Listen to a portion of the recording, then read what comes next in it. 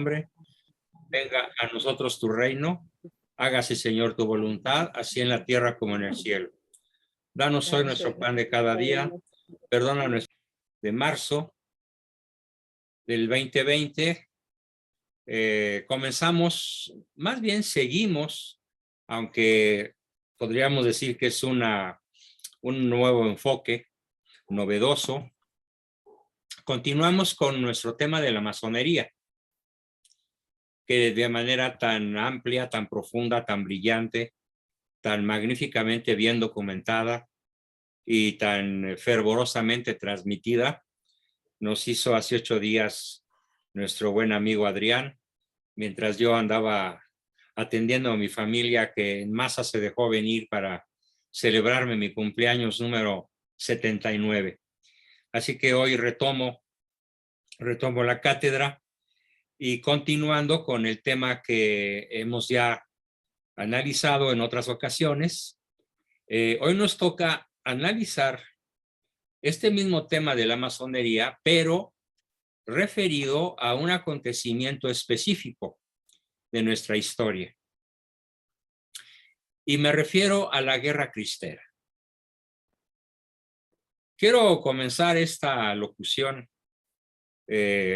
haciendo memoria, haciendo un reconocimiento fervoroso, amoroso, cariñoso, sobre un par de personajes, mis padres, que ayer hubieran cumplido 80 años de casados, ayer 17 de marzo. ¿Y por qué hago mención de tan conspicuos e ilustres caballeros como don Salvador Abascal Infante y doña Guadalupe Carranza de Abascal? Bueno, pues porque ellos fueron cristeros y sobre todo hijos de cristeros, al grado que mi señor padre fue a su vez hijo de don Adalberto Abascal y del Río, primo hermano de Lázaro Cárdenas, enemigos mortales, por supuesto, Lázaro Cárdenas en la extrema izquierda comunista, y mi abuelo, católico de centro derecha, tremendamente culto, que llegó a ser el jefe número 1 del ejército cristero.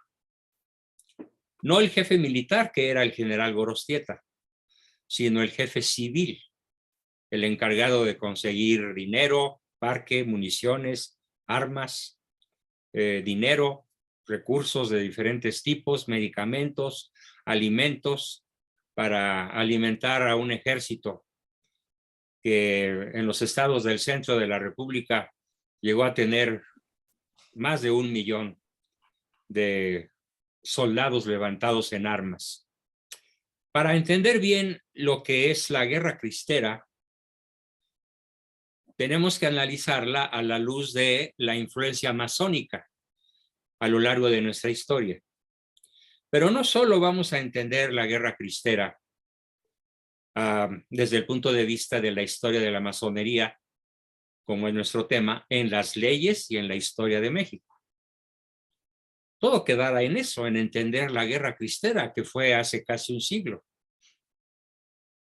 Para ser más exactos, 96 años, porque comienza en 1926, propiamente el conflicto armado. No solo nos va a servir esta sesión y otras sobre este punto para entender el México de entonces y el heroísmo de mis abuelos, de mis padres, de varios de mis tíos, que fueron miembros activos en el conflicto armado que se prolongó hasta 1936, ya con la presidencia de Lázaro Cárdenas, en una tercera oleada de conflicto armado por los cristeros que pretendían, con estricto apego al derecho divino y al derecho natural, derrocar a un gobierno injusto, tiránico, perseguidor, en pocas palabras, formado por una jauría de sátrapas, perseguidores de la Iglesia Católica. Así que para entender el México actual de hoy, ese México en el cual personajes como Agustín Laje, como su servidor y otros muchos, somos censurados en las redes sociales.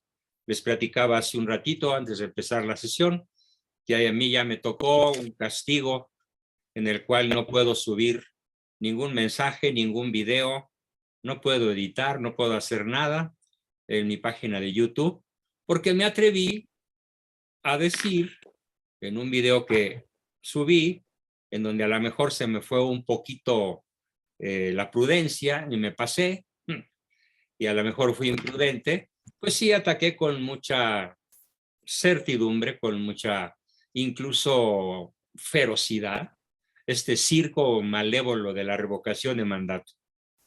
Tan malévolo que ha logrado convencer a muchos espíritus débiles o mentes poco informadas sobre el tema. Así que para entender la guerra cristera, para entender la acción de la masonería en las leyes y en la historia de México, y para entender el México de hoy, abro cancha con el tema que voy a titular Una guerra sin cuartel. ¿Por qué es una guerra sin cuartel? Porque no ha terminado, porque ha tomado diferentes formas, ha tomado diferentes frentes de batalla, ha atacado por arriba, por abajo, por un lado, desde adentro de la iglesia, se ha vestido de santo, se ha vestido de fraile, ha adquirido ropajes de color a santidad, pero la guerra sigue y probablemente hoy, este 18 de marzo, en el cual no hay nada que celebrar, porque en realidad Lázaro Cárdenas nada más le quitó el petróleo a unas logias para dárselas a otras, se los quitó a las logias inglesas para dárselas a las norteamericanas y seguir consumiendo el 60 o 70% de la gasolina que en ese país se consume, importada de los Estados Unidos. Así que, así como no tenemos nada que celebrar con alegría un 20 de noviembre, ni un 5 de febrero, ni nada que se relacione con la masonería, la revolución y todas estas cosas que nos siguen oprimiendo en esta guerra sin cuartel más que nunca, doy inicio pues a un documento que he preparado sobre esto que titulé Una guerra sin cuartel. La guerra contra Cristo y su iglesia católica apostólica romana en México ha sido prácticamente una constante en nuestra trágica historia como país independiente. Pero no desde 1810 o 1824, sino bastante antes. La persecución en México es la prolongación de la persecución en España, con la expulsión de la Orden de los Jesuitas en el año de 1757. Esta expulsión, como lo dicen muchos historiadores muy conocedores de ese trágico tema, es el inicio del caos. El inicio del caos social.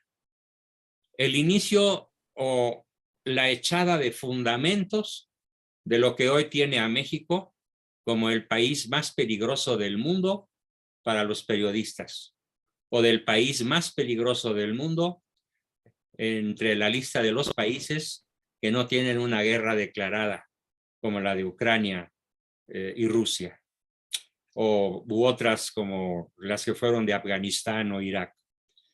Este México nuestro en el cual diariamente se mueren o son asesinados alrededor de 100 compatriotas, 10 de ellos mujeres, probablemente por el mero hecho de serlo, y desde luego los varones generalmente por andar en los malos pasos del narcotráfico. ¿Cómo se sentaron las bases para que hoy en México toda la casta gubernamental, prácticamente sin excepciones, se dedique al narcotráfico? De tal manera que ya se puede hablar de una narcorrepública, de un narcogobierno. Y ya se puede hablar ya no de morenacos, como despectivamente nos referíamos a los simpatizantes y miembros del Morena, sino de morenarcos, porque ellos, comenzando por el sedicente presidente de la República, encabezan el tráfico de drogas al vecino país del norte, que consume el 60% de las drogas que en el planeta se producen. ¿Y cuántas pasan por la frontera México-norteamericana? De ese 60%, pues pasa el 80% y a veces más. ¿Cómo nos explicamos esta tragedia en la que 7 de cada 10 hogares mexicanos están en proceso de disolución o ya se disolvieron? Vía adulterio, vía divorcio, o vía puñetazos o maltrato a la mujer por serlo, y otras muchísimas formas de violencia doméstica. ¿Cómo nos explicamos este México en el cual asiste a misa un mínimo porcentaje de la población sedicente católica, y de esos que asisten o que asistimos, pues en primera persona lo puedo decir, a la Santa Misa, cuando menos dominical, comulgan tan poquitos, y la mayoría que de los que comulgan, y me lo dice muy conscientemente en el grupo de párrocos que conozco aquí a tiro de piedra en Santa Cruz de Interlomas, en pecado mortal. ¿Cómo nos explicamos este país lleno de tragedias, de desastres? ¿Cómo nos explicamos ese sainete bestial, brutal, primitivo, propio de un habitante de la era de las cavernas, que fue la respuesta que le dio Malo a los diputados europeos que se permitieron señalar el terrible riesgo constante en el que vive la casta periodística de este país, que por cierto ayer u hoy pues ya fue el 8º asesinado en lo que va del año? Y vale la pena que lean la carta que le contesta el Pejelopostle, la Unión Europea, digna de un peladito de barrio, con expresiones que a mí me hubieran dado pena de haberlas yo manejado en la prepa o en la secundaria. ¿Cómo nos explicamos esta decadencia, este desgarramiento, este desconocimiento de nuestra historia, esta falta de patriotismo que hoy consume a la nación? Bueno, pues hay que entender los orígenes. Ya dije, la expulsión de los jesuitas fue el primer golpe, y el segundo golpe se asesta, como lo explico yo en mi documento, a partir del asesinato, de la obligada renuncia a la que se ve culminado don Agustín a realizar, abdicando de un trono legítimamente adquirido por aclamación popular. En efecto, en la Guerra Cristera, a la que voy a dedicarle una serie de sesiones, pero a la vez analizando la intervención masónica, para no salirnos del tema, en la Guerra Cristera, el pueblo mexicano más devoto se levantó contra el poderoso gobierno que buscaba y busca, ahora de otra manera, destruir a la Iglesia Católica.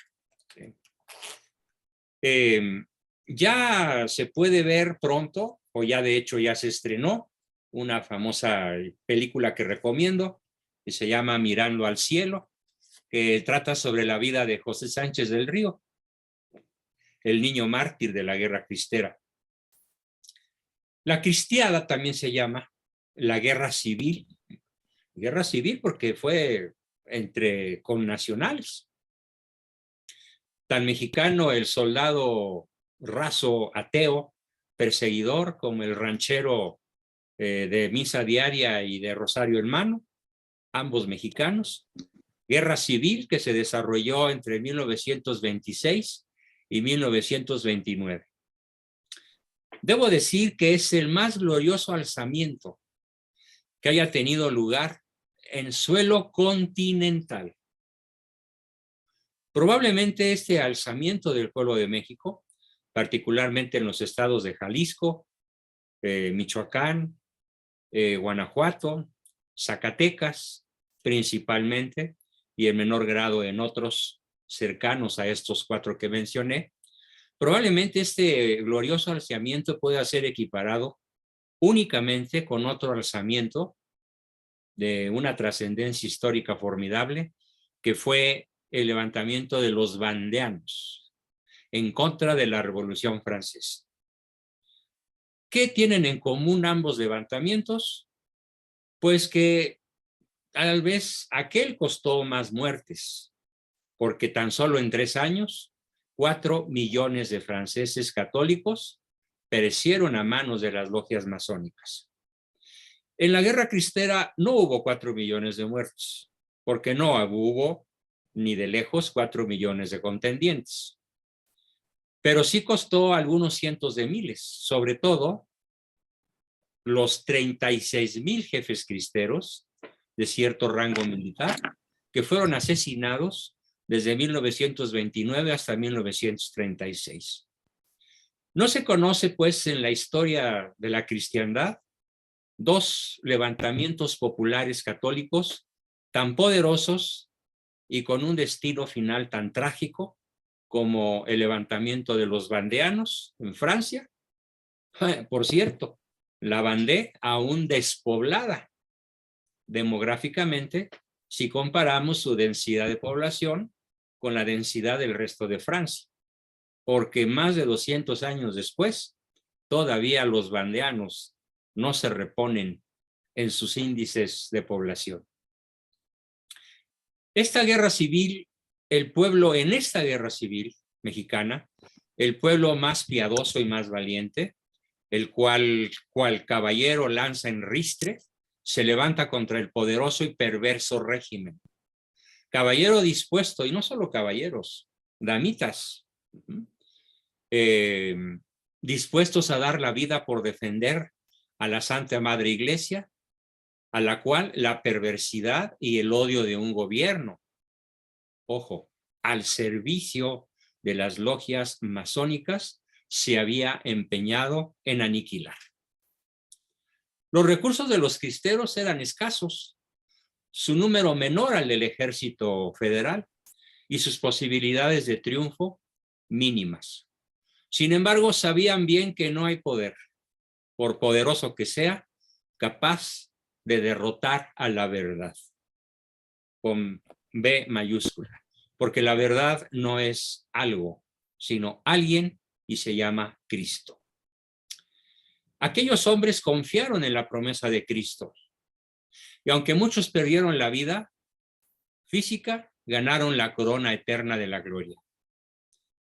Esta gesta cristera, muy poco conocida en México, de hecho, conforme yo la vaya desenrollando y platicándoselas, incluso recordando anécdotas que tuve la dicha de escuchar a mis 9 años de edad, de la boca del mismísimo jefe, don Adalberto Abascal, quien me tomaba como su confidente cuando yo regresaba de la primaria por ahí de las 2:30 o 3 de la tarde, y mientras me subía a mis tacos y mis tortas o mi guisado a la recámara mía donde él estaba de huésped mío, pues durante 2,5 o 3 años él me contó esta guerra. Así que puedo presumir en cierta forma de no ser simplemente un mensajero, sino de haberla en cierta forma vivido en carne propia, porque las escenas que él me relataba a mis 9 años, 11, 10, pues marcaron poderosamente mi vida hasta la fecha. Y espero que así sigan marcando mi vida hasta que entregue el equipo. El pueblo mexicano que heredara de la historia de España su vocación católica y su devoción y fidelidad, pocas veces vistas en otras naciones, fue atacado sin tregua y con saña. Y desde hace siglos, cuando menos 2 siglos y medio, por un enemigo que no solo se ha atrevido a apoderarse de nuestro suelo, Hoy todo México es territorio narco. Hoy todo México está en poder de los más terribles, feroces, crueles y perversos antimexicanos que este suelo haya visto nacer. Este enemigo, pues, se ha ido apoderando poco a poco de las almas de los habitantes de esta nación, en donde, gracias a Hernán Cortés, naciera la luz de la Cruz Redentora y pocos años después la amorosa protección de la Señora Virgen de Guadalupe. Desafortunadamente, digo yo, muchos mexicanos hemos visto con los brazos cruzados, literalmente, como el mismo gobierno con diferentes nombres, PNR, PRI, PRI, PRD, Morena, PDM, partiditos chiquitos, partiditos medianos, partiditos grandotes, pero todos la misma gata nomás revolcada, con excepción del Partido Católico que allá a principios del siglo pasado logró algunas diputaciones, pero que fue fácilmente vencido por el enorme poder material y económico de las logias yanquis. Así que la gran mayoría de la población ha sido víctima de un progresivo arrancamiento, de su fe, en ocasiones con la ley en la mano, en otras ocasiones a punta de fusil, y cuando no, con ambas, con la punta del fusil y con la letra de la ley escrita. La feroz guerra, pues, contra la Iglesia en México ha buscado desterrar el nombre de Dios en nuestra patria y no comenzó en la época cristera, ni ha terminado cuando terminó la guerra cristera.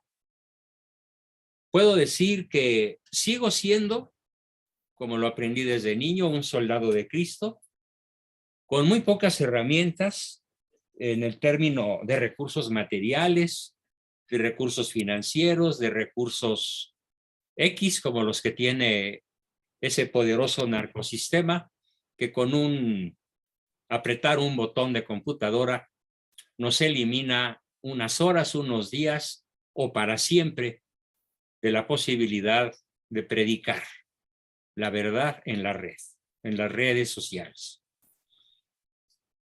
Así que la guerra contra Cristo y su iglesia en México ha sido prácticamente una constante de nuestra historia.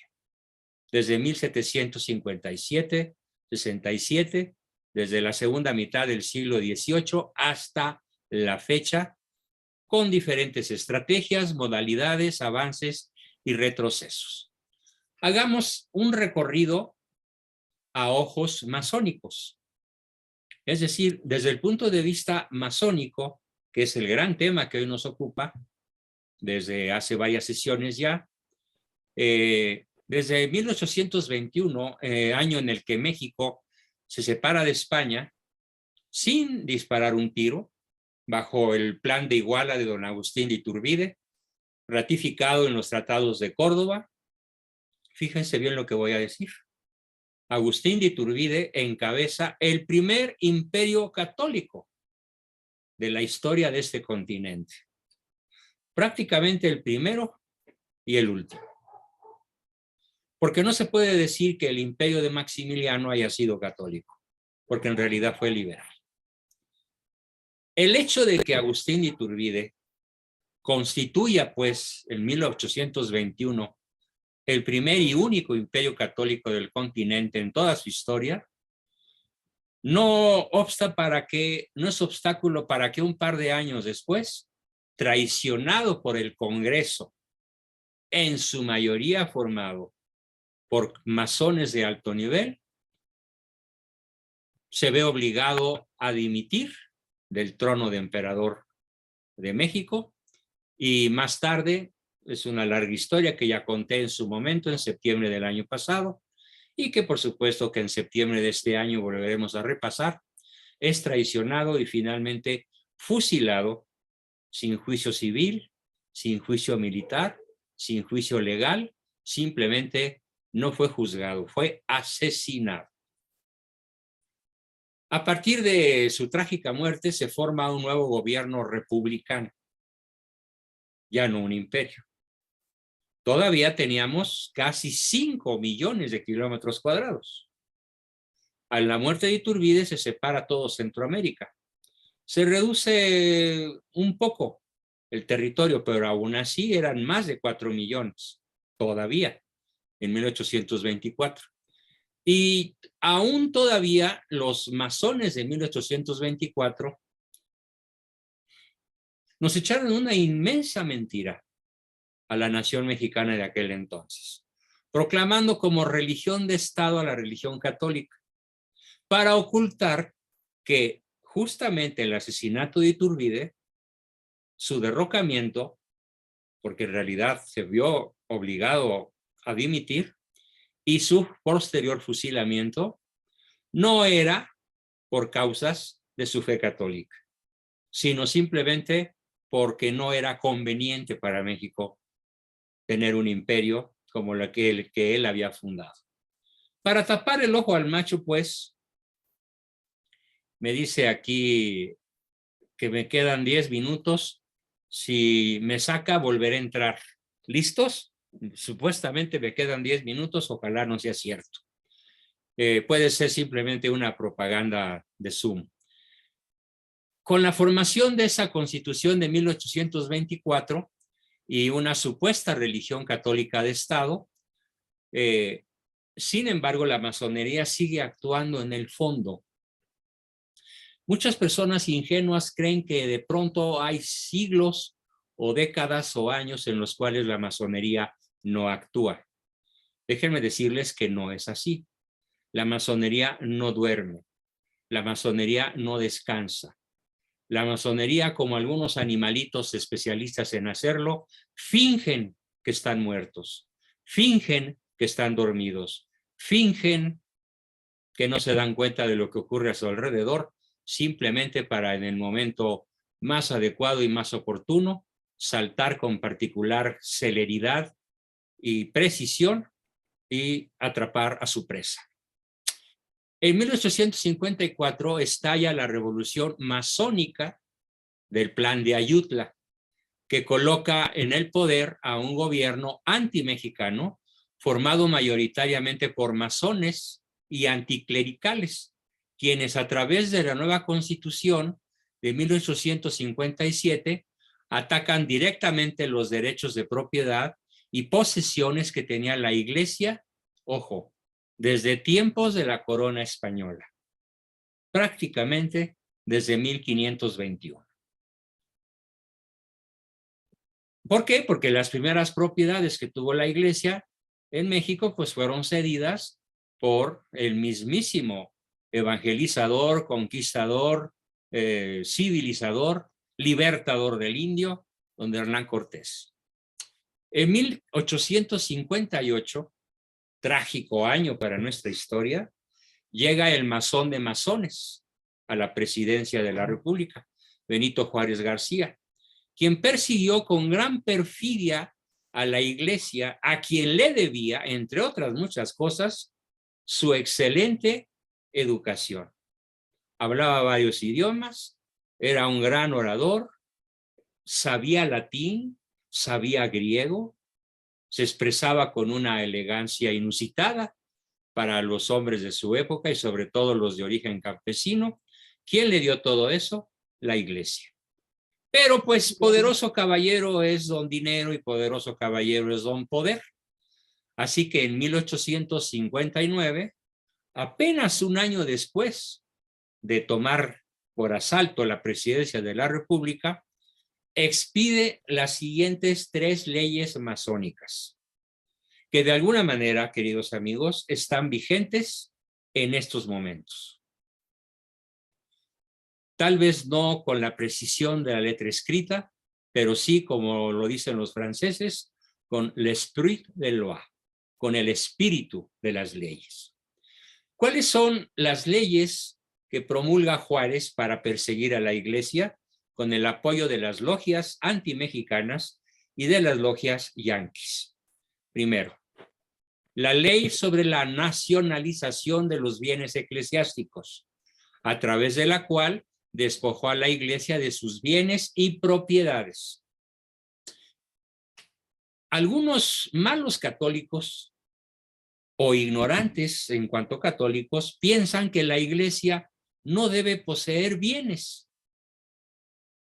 Bueno, la posesión de bienes materiales es inaugurada por el mismísimo Cristo, cuando dice: dad al César lo que es del César y a Dios lo que es de Dios. Y cuando él destaca a algunos de sus apóstoles para que vayan a alquilar el lugar donde va a celebrar la última cena. En fin, la posesión material de bienes inmuebles es absolutamente indispensable para que la iglesia en cualquier lugar de la tierra pueda cumplir con su cometido. Que esto, indudablemente, sobre todo en el Renacimiento, se prestó a abusos formidables, a abusos tremendos por parte del mismo Vaticano, de muchos papas, como los de apellido Borgia o el apellido de la Rovere, que fueron 5 o 6 papas de lo peor que la historia haya visto. A pesar de esos abusos, la iglesia legítimamente tendría que ser en este país, como lo es en Europa, por ejemplo, dueña usufructuaria de propiedades de orden material. Pero aquí sucede que desde esa fecha los templos son propiedad de la nación. La Catedral Metropolitana, por ejemplo, el Templo Expiatorio de Guadalajara, formidable joya arquitectónica, la parroquia de la esquina aquí a 2 kilómetros, que es a la que asisto a misa, pues no son propiedad de alguna agrupación religiosa, son propiedad de la nación. Aparentemente, Salinas regresó o modificó algunas leyes que mitigaron el espíritu perseguidor de Juárez, pero fue solo una mitigación, una especie de tente mientras cobro, una especie de atolito con el dedo, porque en realidad la iglesia no tiene la libertad que goza incluso en países tan decadentes como España o como la misma Francia, o no se diga los países nórdicos y desde luego Inglaterra. Otra ley que expidió Juárez es la Ley Orgánica de Registro Civil, a través de la cual el registro de los nacimientos y defunciones quedó en manos del Estado. Digo, el registro civil está bien, en cierta forma. Lo que pasa es que el registro civil se hizo para sustituir lo que todavía cuando yo tuve que conseguir mi pasaporte a los 18 años era válido. El acta, la fe, no se llamaba acta, la fe de bautismo. No bautizo, de bautismo. Mi fe de bautismo me sirvió como único comprobante de quién era yo y dónde había nacido. Juárez terminó con eso o lo hizo cuando menos sumamente difícil. Otra ley persecutoria fue la que sustituyó el matrimonio eclesiástico, el matrimonio sacramental, que era reconocido por la iglesia, era reconocido por la República, por todos los gobiernos, hasta Juárez, como un vínculo que además del vínculo sacramental era legítima y legalmente válido. Y establece que el matrimonio civil es el único válido en la República Mexicana, dejando relegado al matrimonio a algo, un papel sin ninguna validez oficial. Son 3 golpes seguidos de un cuarto. Ordena Juárez la secularización, o sea, la estatización, la expropiación de cementerios, hospitales y establecimientos de beneficencia. Extingue los claustros y los conventos y elimina todas las fiestas religiosas, prohibiendo asimismo la asistencia oficial a las ceremonias religiosas. Juárez alevosamente, en 1860, expide la Ley de Libertad de Cultos, a través de la cual impulsó la entrada, el establecimiento y el crecimiento de las creencias protestantes en México. Él sí impulsó, apoyó, financió, regaló recursos, bienes materiales, apoyos políticos a todas las sectas protestantes y persiguió a la iglesia. Facilitó pues el crecimiento de la iglesia protestante en México, aunque bueno, no quiero decir iglesia protestante, sino de los credos protestantes en nuestro país. Y en 1861, fíjense, expulsa del país al delegado apostólico Luis Clementi, al arzobispo José Lázaro de la Garza Ballesteros y a los obispos Pedro Espinosa y Dávalos y Pedro Barajas y Moreno. ¿Por qué los expulsó? Porque se negaron a aceptar una ley que expidió Juárez para que todos los sacerdotes se estatizaran, por así decirlo, se reconocieran sujetos al Estado. Estos 4 y además de otros muchos se sublevaron